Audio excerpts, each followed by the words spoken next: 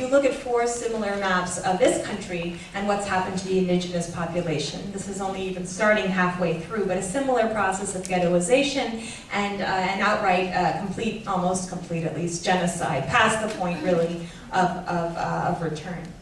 So that's one possibility, that most of the indigenous population will be killed or just completely denied their rights perpetually. Then there's the Algerian model, or Zimbabwe, or East India, in which the colonizers themselves are kicked out. This is, of course, the fear of many Israelis that they will be completely kicked out. I don't think it's actually a realistic possibility given the clear military superiority that Israel has and its ability to obliterate its enemies at every chance it's gotten. But anyway, this is nonetheless a fear that I think Israelis hold.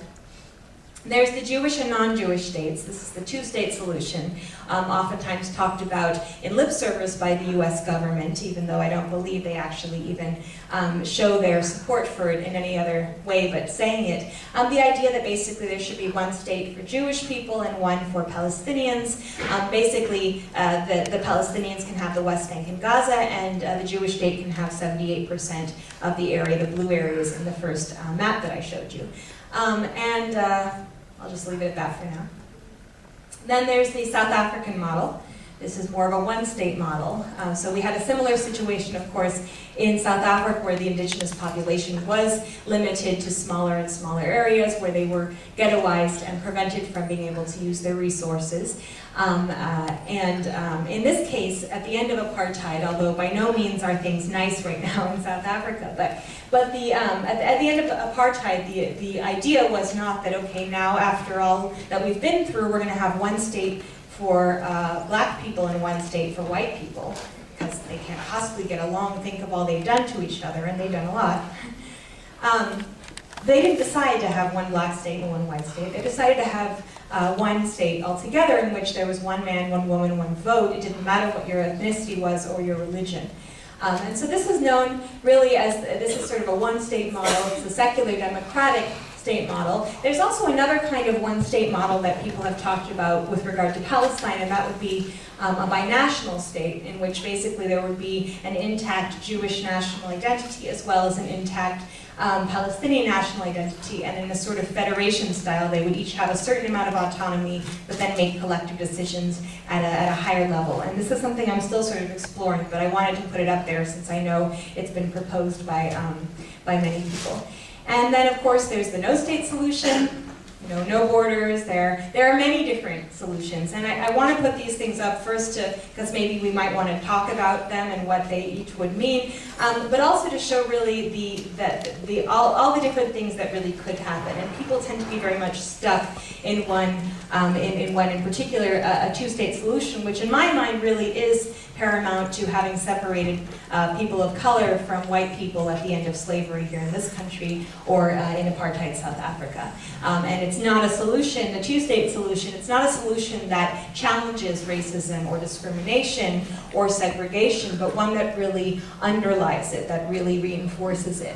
Of course, the secular democratic model, although it's really the one that opens up the door to democracy, is very scary for people who are attached to a Zionist state, because if you actually gave rights to everybody under the control of the Israeli government, you lose the Jewish majority. So what it really comes down to is either it's going to be a Jewish state or it's going to be a democratic state, and you really can't have both. And that's something the Israeli government is facing more and more with every day, and it's actually in a kind of crisis these days, finally talking about a 2-state solution because they realize how close they're getting to a point when if Palestinians transformed their struggle from a nationalist one into a civil rights one, Israel would be in a lot of trouble, and really, I think already is. So just to put all of that up there, I do want to say, and this needs to be said, is that this is more sort of an intellectual exploration. Of course, I am not Israeli and I'm not Palestinian, more importantly.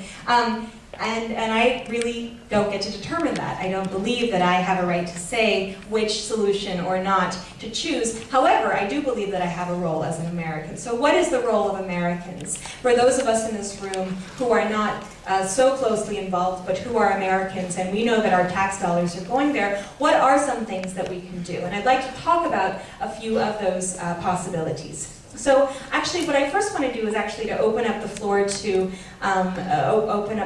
anybody in the audience who is, let's say, part of an organization or has ideas for ways in which people can actually get involved in this movement. Because after all, what we're seeing here, it's not just something to feel sorry about, but Palestinians need us to do something about this. You know, they don't really want any more sympathy, in my experience. So what are some things that people here can actually do? Or are we powerless? Encourage divestment? Encourage divestment, absolutely. So I'm going to be showing you some pictures of that. That's the second one I'm talking about, so I have to do them in order.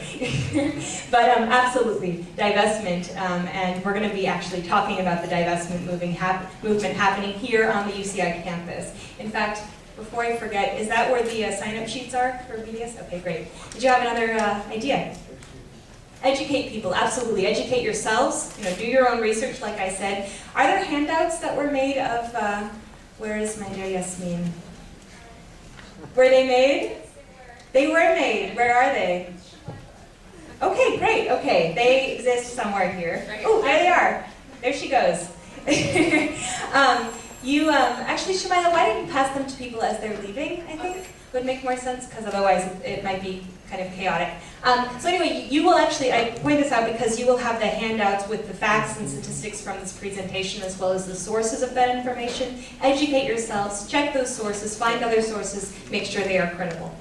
Other ideas, so we had educate yourselves as well as others, you know, being a part of events like this to try and get the word out. Yes? Alternative media? Absolutely. What kind of alternative media exists here in Irvine?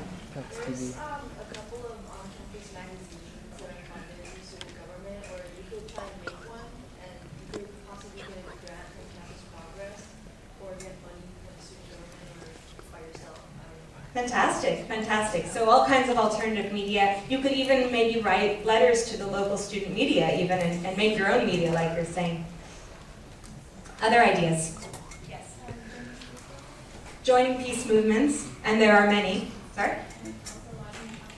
Lobbying Congress. So in terms of joining peace movements, are there organizations here in the area? Let's talk about ones that are not that are not for a particular, let's say, religion or ethnicity or something like that. Yes. Yeah. The last 20 years, we've had an organization that meets here in Irvine at the Ranch Border District.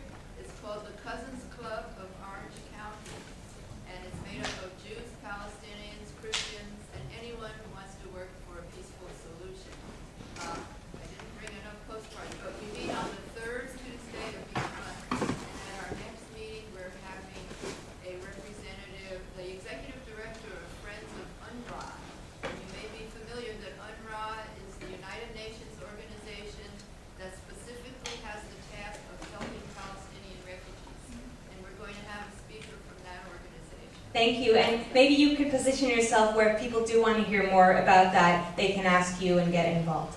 So joining local groups such as the Cousins Club, again, going to educational events like that.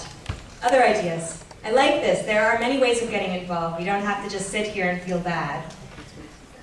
And this is not enough, just coming here. That's like the first step. Are there anything else people want to? Oh, actually, you mentioned lobbying the Congress, and of course that's a big one people bring up. And I do believe, I didn't used to actually so much, but I actually do believe now that there is a very effective way of lobbying Congress. In fact, let me go back here. How many people here have ever written a letter to Congress? How did you feel after that experience? Did you feel like empowered, like you were really going to be able to make some change? Most people do not find it terribly empowering because we have this sense like, where did that go? Where did that last hour that I'll never get back go? They're never going to listen to me. You get back some form letter saying, yes, we agree, we do support Israel. And you're like,